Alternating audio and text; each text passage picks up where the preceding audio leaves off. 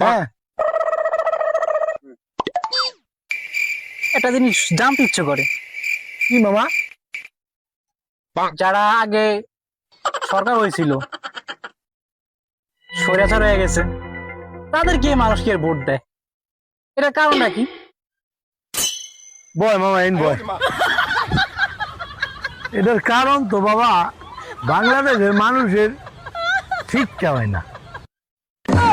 এরা যারাই স্বৈরাচারী করে, যারাই চাঁদাবাজি করে, ঘুরিয়ে আবার ক্ষমতা আনে, আনার লেগে মানুষ একে পিছে করে।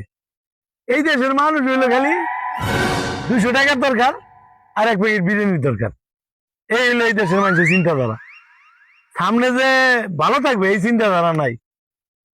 যারাই দেখবা স্বৈরাচারী করবে, মানুষ মারবে, গণহত্যা করবে, চাঁদাবাজি করবে, হ্যাঁ অফিসেই আবার দেখবা দল মানুষ ভারী হয়। এটার কারণ আমিও বুঝি না যে কোন দেশে আমরা বসবাস করি। মানুষ মূল্য সোজা হইব না, যে পথে আছে না ওইটাই ইয়ার করার। হ্যাঁ।